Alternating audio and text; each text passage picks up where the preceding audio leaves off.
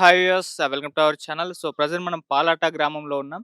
ఇక్కడ కూడా సర్పంచ్ ఎలక్షన్‌కి సంబంధించి అయితే ప్రచారాలు జోరుగా సాగుతున్నాయి. ఇక్కడ ఒక యువ నేత నీలం సాయి కుమార్ కూడా పోటీ చేస్తున్నారు. మరి ఆయన మాటల్లో ఒకసారి ఈ ఊరి గురించి, ఈ ఊరి పరిస్థితుల గురించి, మరి ఎటువంటి సమస్యలున్నాయి, ఆయన ఎటువంటి హామీలు ఇవ్వబోతున్నారు, దీనికి సంబంధించి ఒకసారి ఆయన మాటలో తెలుసుకునే ప్రయత్నం చేద్దాం.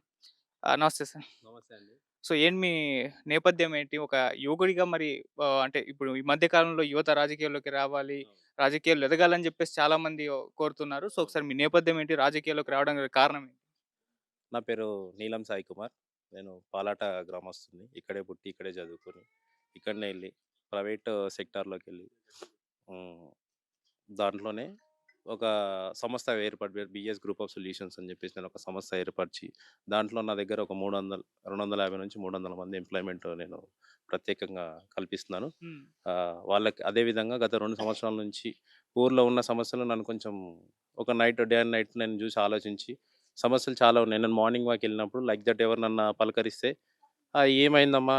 ఎట్లున్నారు?" అని చెప్పేసి పలకరిస్తే వాళ్ళు, "ఏడుంది బిడ్డ మాకు పింఛన్ రాలేదని" కొంతమంది. హ్మ్. కొంతమంది ఇంకేదో పర్సనల్ ప్రాబ్లమ్స్ వల్ల అవన్నీ నాకు కొంచెం బాధ అనిపించే విషయాలు కొన్ని నాకు మనసుకు ఇబ్బంది అనిపించినాయి. వాటి నుంచి ఏం చేయగాలి? ఇప్పుడు మనం కన్న ఊరు కన్న తల్లితో సమానం.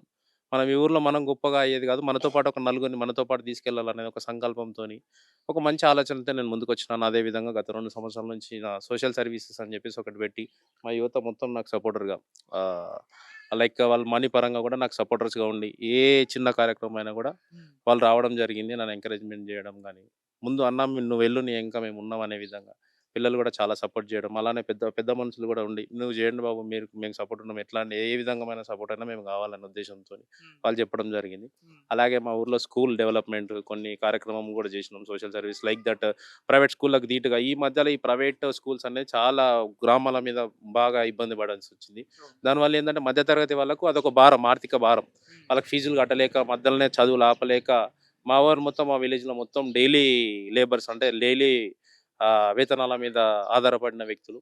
దాని పరంగా నాకు చాలా ఆలోచన చేసి ఏందంటే ప్రైవేట్ స్కూళ్ళలోకి ధీటుగా ఇప్పుడు ఈ మధ్యలో అదొకటి అదైపోయింది. పిల్లలకు స్కూల్స్ అని అదే హ్మ్. షూస్ ఏసుకోవడమని, టై హ్మ్. కట్టుకోవడమని, యూనిఫార్మ్ ఏసుకోవడమని వాళ్ళకొక లైక్ దట్ అట్లా వాళ్ళకొక దాంట్లో మానసికంగా ఈ గవర్నమెంట్ స్కూల్‌లో వాళ్ళకు ఉండడానికి ఇబ్బంది పడుతున్నారనే ఉద్దేశంతోని వాళ్ళకు ధీటుగా వాళ్ళకు వాళ్ళకి షూస్ ఇవ్వడం గానీ, యూనిఫార్మ్స్ గానీ, హ్మ్. వాళ్ళకయ్యే బుక్స్ గానీ, మా ఊరి విలేజ్ వాళ్ళకి అంటే ఎవరైతే ఎవరైతే స్కూల్‌లో పిల్లల పేరెంట్స్ ఉన్నారో వాళ్ళకి హ్మ్. ఆర్థికంగా ఇబ్బంది కలగకుండా మేము మా ఫ్రెండ్స్ కొంచెంమంది కలిపి వాళ్ళకి బుక్స్ డొనేట్ చేయడం గానీ, పెన్స్ గానీ, అండ్ షూస్ గానీ, అలాగే అదే విధంగా 15థ్ ఆగస్ట్ అండ్ 26 ఇయర్లీ 2 ఏవైతే వస్తాయో వాళ్ళకి స్పోర్ట్స్ కండక్ట్ చేసి దానికి అయ్యే స్పోర్ట్స్‌కయ్యే మొత్తం ఖర్చులు గానీ, వాళ్ళకి హ్మ్. బహుమానం చేసేటివి గానీ, వాళ్ళకి స్వీట్స్ గానీ, అవి సొంత నా డబ్బులతోని చేయడం జరిగింది.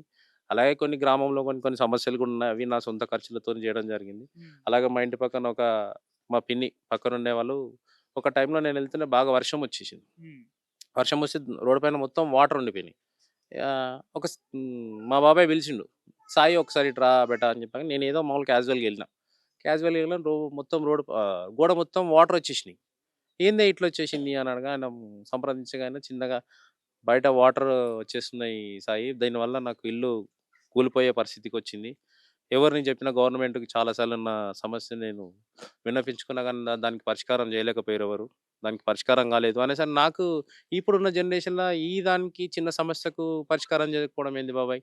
సరే తప్పకుండా నేను చేస్తానని ఆయనకు ఆయనకు చెప్పి ఇచ్చిన 2 రోజుల్లోనే బయటకొచ్చేసి దానికి ఏ విధంగా అయితే పరిష్కారం జరుగుతదని ఆయనతోని కొంతమంది పెద్దవాళ్ళతోని సంప్రదించి ఆ వాటర్ ఎళ్ళిపోయేటట్టు ఒక చిన్న డ్రైనేజ్ పైపేసి ఆ వాటర్ మళ్ళీ ఇప్పుడు డ్రాప్ కూడా నిలవకుండా చేసి ఆ సమస్కారం ఆహ్, స సమస్య ఏదైతే ఉందో దాన్ని శాశ్వతంగా పరిష్కరించడం జరిగింది. నా సొంత నిధులతోనే చేయడం జరిగింది.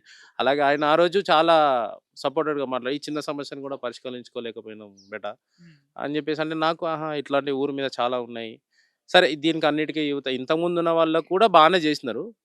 కొన్ని సమస్యలు అలాగనే ఉండిపోయినాయి. లైక్ దట్ ఏందంటే మా మెయిన్ రోడ్ పైన నుంచి ఎన్‌హెచ్ హైవే ఏదైతే హైదరాబాద్ టు నిజామాబాద్ హైవే ఉందో, హైదరాబాద్‌కు చాలా దగ్గర గ్రామం మాది. అంటే హ్మ్. మాకు near by 40 kilometres city Hyderabad.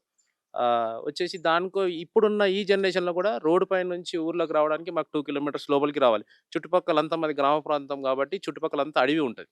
దీనివల్ల ఏందంటే ఇప్పుడున్న ప్రెజెంట్ జనరేషన్‌లోకొచ్చేసి ఆడవాళ్ళు గాని, మగవాళ్ళు గాని నైట్ 7, 7:30కి రావడానికి చాలా ఇబ్బంది పడుతున్నారు. హ్మ్. ఎందుకంటే ఇప్పుడు జరుగుతున్న ఘోరాలు అన్నీ అందరికీ తెలిసినవే. హ్మ్. దానివల్ల ఎవరైనా రావాలన్నా గూడా పిల్లలు గూడా స్కూల్‌కెళ్ళి వాళ్ళు స్కూల్ నుంచి, కాలేజ్ నుంచి రావాలన్నా గూడా బిక్కుబిక్కుమనుకుంటూ ఇంట్లో తల్లిదండ్రులు కూర్చోవడం జరిగింది.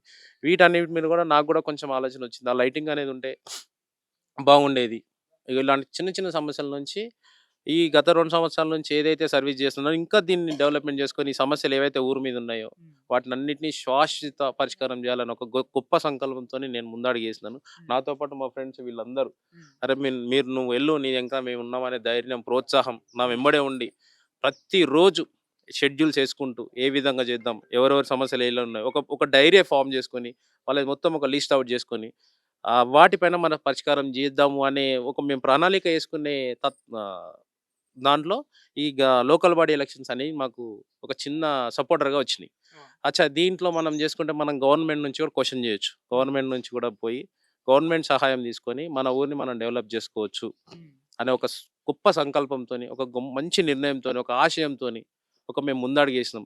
అలాగే అదే విధంగా మీరు చూస్తున్నారు ఇప్పుడు గ్రామంలోకెళ్ళి కూడా మేము అదే విధంగా వాళ్ళని అడగడం జరిగింది. వాళ్ళు కూడా మాకు సపోర్టర్‌గా 100% మేము మంచి చేస్తాం. మీరు మా గురించి పోరాడుతున్నారు. తప్పకుండా మేము మీకు ఎంకరేజ్ చేస్తాం.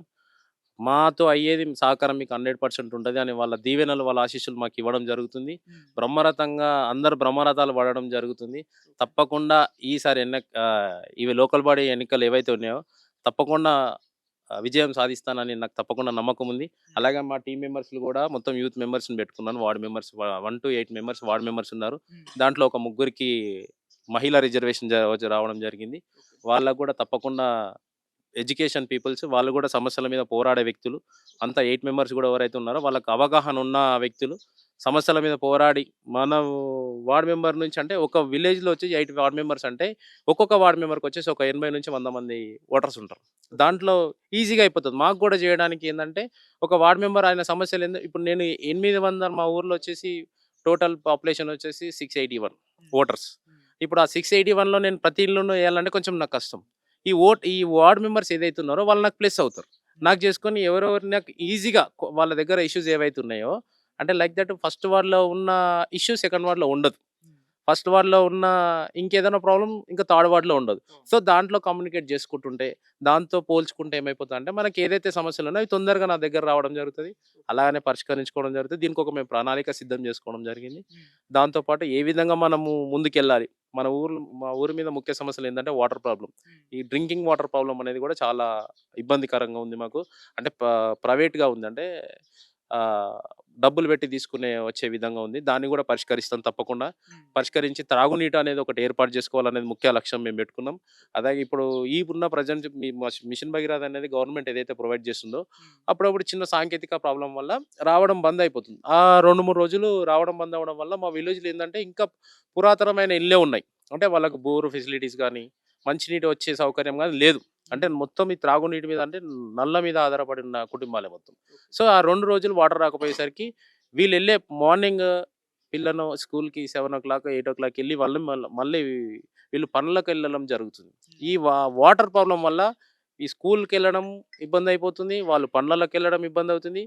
దీనికి తద్వారా వీళ్ళెళ్ళే ఆర్థిక వ్యవస్థ కూడా దెబ్బతినిపోతుంది. ఓకే. వాళ్ళకొచ్చే ఆ రోజు డబ్బులు గూడా సమయంకెళ్ళకపోతే ఫ్యాక్టరీలలో గూడా రానివ్వరు. హ్మ్. నాకు మా ఊరు మీద 2 చిన్న ఫ్యాక్టరీలున్నాయి. మాకు ఉపాధి దాని మీదనే కొంచెం. అండ్ ముఖ్యంగా రైతులున్నారు. రైతుల మాకున్న పెద్ద ముఖ్య సమస్య రైతులకేందంటే ఐకేపీ సెంటర్ అనేది మా దగ్గర లేదు. ఓకే. పక్కనున్న పోతారం అంటే మా విలేజ్ పక్కనుంది. ఎళ్ళాలంటే దండుపల్లి ఉంది. హ్మ్. ఇక వాళ్ళ దగ్గరికెళ్తే ఫస్ట్ మా విలేజ్ వాళ్ళని పెట్టిన తర్వాతనే మీయి పెడతాము. మావయిపోయిన తర్వాతనే మీయి జేస్తాము. అని చాలా సార్లు వాళ్ళు గూడా మా దృష్టికి తీసుకురావడం జరిగింది. హ్మ్. అది గూడా మాకు గూడా బ్రహ్మాండంగా ఒక ఐకేపీ సెంటర్ అనేది పెట్టుకుంటే రైతులకు గూడా ఇబ్బంది లేకుండా ఉంటది గదా! అన్న ఆలోచన మేము గూడా జేసుకున్నాం. అది గూడా మేము గెలిచిన తర్వాత 100% రైతులకు గూడా ఇది గూడా చేయాలనే ఒక సంకల్పము అండ్ చేయాలనే ఒక ఉద్దేశ్యం గూడా మేము నిర్ణయించుకున్నాం. హ్మ్. అది. అండ్ ఇంకోటి వాటర్ ప్రాబ్లమ్ ఏదైతే ఉందో దానికి ఒక 2 బోర్‌లున్నాయి. అవి ప్రాపర్‌గా వర్క్ జరగట్లేదు. వాటిని గూడా ఏసేసి ట్యాంక్‌లకు దాన్ని సప్లై చేసుకున్నామనుకోండి. మార్నింగ్, ఈవినింగ్ ఇన్‌కేస్ వచ్చే వాటర్ ఏదైతే దానికి సమస్య నుంచి ఏదైతే ఆగిపోతుందో హ్మ్. అప్పుడు వచ్చినప్పుడు వీటిని యూజ్ చేసుకుంటే ఊర్లో కూడా వాటర్ ప్రాబ్లం అనేది లేకుండా చేయగలుగుతాం. వీటి మీద అరికట్టాలనే ఉద్దేశంతోని మనం ఒక స్టెప్ తీసుకోవడం జరిగింది. ముఖ్యంగా ఇవి. ఇంకోటి చిన్న పిల్లలది మా స్కూల్‌లో కొంచెం ఇప్పటివరకు 7th వరకు ఉండేది. ఇప్పుడు 5th వరకు ఉంది. ఆ స్కూల్‌లో కూడా కొంచెం డెవలప్‌మెంట్ చేసుకొని ప్రైవేట్ స్కూల్‌కెళ్ళే పిల్లలను మొత్తము గవర్నమెంట్ స్కూల్‌కి డైవర్ట్ చేసుకోవాలని, దాంట్లో కూడా కొంచెం డెవలప్ చేసుకోవాలని పిల్లలను కూడా కొంచెం చేసుకుంటే ఏందంటే, మా ఊర్లో కూడా ఒక్కరు ముందడుగేసి ఒక గవర్నమెంట్ నా పరిధిలో ఉన్నప్పుడు ఒక గవర్నమెంట్ జాబ్ అన్నా రావాలి. వాళ్ళొస్తే ఏం చేస్తారంటే నెక్స్ట్ ఉన్న 10 మందికి ఒక ఆదర్శంగా ఉంటారు గానీ, హ్మ్. తద్వారా ఏందంటే గ్రామం అభివృద్ధి చెందుతదని ఒక చిన్న సంకల్పం, చిన్న ఆశ. ఓకే. దాని ద్వారా ఎళ్ళాలనే ఒక ముఖ్య ఉద్దేశ్యం. హ్మ్. ఈ పిల్లలది కూడా స్కూల్ ప్రోగ్రామ్ పెట్టుకున్నాం. అలాగే మా ఊర్లో యువత కూడా 100-150-200 బిట్వీన్‌లో ఉంటారు. హ్మ్. వాళ్ళకి కూడా ఒక చుట్టుపక్కల కంపెనీస్ ఉన్నాయి. హ్మ్. వాళ్ళకి కూడా ఎంప్లాయ్‌మెంట్ కల్పించాలి హ్మ్. అనేది ఒక గొప్ప సంకల్పం మాదో ఉంది. హ్మ్. మా ఊర్లో ఉన్నవారికి ఉండడానికి ఇల్లు, హ్మ్. తినడానికి కూడు, ఎత్తుకోవడానికి గుడ్డ. 100% నా తరపున అదే నా సంకల్పం. అదే నా కృషి చేస్తానని మా ఊర్లో ఉన్న గవర్నమెంట్ నుంచి వచ్చి ఇప్పుడు ఏవైతే ఇందిరమ్మ ఇల్లు ఉన్నాయి గానీ, వాళ్ళ అర్హులైనోళ్ళకి తప్పకుండా పేదలకు 100% ఎవరైతే పేదలున్నారో, వాళ్ళు ఎలిజిబుల్ ఉన్నారో వాళ్ళకి 100% ఇల్లు రావాలని ఏదైతే ఉందో 100% వాళ్ళకు వచ్చేటట్టు నా నుంచి నేను కృషి చేస్తాను. హ్మ్. దాని గురించి మేము గూడా నేను అండ్ మా టీమ్ గూడా దాని గురించి డిస్కస్ చేస్తున్నాము. 100% మా ఊర్లో ఈ 5 సంవత్సరాలలో మొత్తం ఇట్లాంటి పురాతనమైతే ఏవైతే ఇల్లులున్నాయో అవి మొత్తం శాశ్వతంగా పరిష్కారం చేసి, కొత్త ఇల్లు గూడా కట్టుకునే విధంగా గూడా మేము ఒక ప్రణాళిక సిద్ధం చేసుకున్నాం. హ్మ్. ఇలాంటి అన్ని సమస్యల మీద పోరాడి ఒక ఊరిని తీర్చిదిద్దుకొని, మా ఊరిని ఒక గొప్ప గ్రామంగా తీర్చిదిద్దుకోవాలనేదే మా హ్మ్. ముఖ్య లక్ష్యం.